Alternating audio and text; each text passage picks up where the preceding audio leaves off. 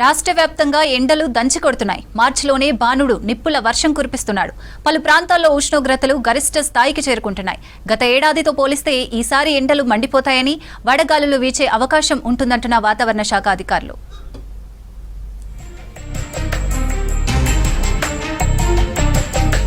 రాష్ట్ర వ్యాప్తంగా ఎండలు మండిపోతున్నాయి. మార్చిలోనే బాణుడు తన ప్రతాపాన్ని చూపిస్తున్నాడు. ఉదయం 8 గంటల నుంచే సూర్యుడు సుర్రుమంటున్నాడు.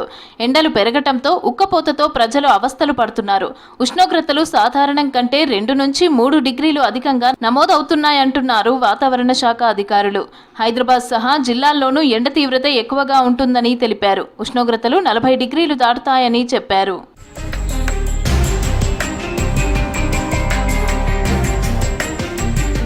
ఖమ్మం, మహబూబ్ నగర్, నల్గొండ, రంగారెడ్డి, హైదరాబాద్ జిల్లాల్లో గరిష్ట ఉష్ణోగ్రతలు 33 నుంచి 40 డిగ్రీల వరకు ఉష్ణోగ్రతలు నమోదయ్యే ఛాన్స్ ఉందన్నారు వెదర్ ఆఫీసర్లు.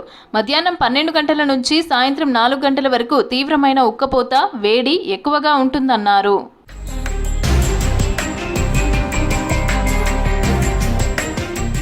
తెలంగాణలోని ఉత్తర, తూర్పు జిల్లాల్లో ఎండ ప్రభావం మరీ ఎక్కువగా ఉండనుందని చెప్పారు వాతావరణ శాఖ అధికారులు.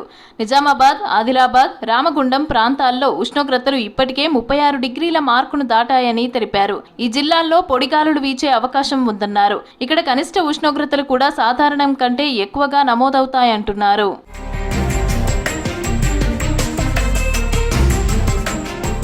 ఎండ తీవ్రత నుంచి రక్షణ చర్యలు తీసుకోవాలని సూచిస్తున్నారు అధికారులు. ముఖ్యంగా వృద్ధులు, చిన్నపిల్లలు, గర్భిణీలు వడదెబ్బ తగలకుండా జాగ్రత్తగా ఉండాలంటున్నారు. దాహం వేయకపోయినా తరచూ నీళ్లు తాగాలంటున్నారు. దీని ద్వారా శరీరం డీహైడ్రేషన్ కాదంటున్నారు.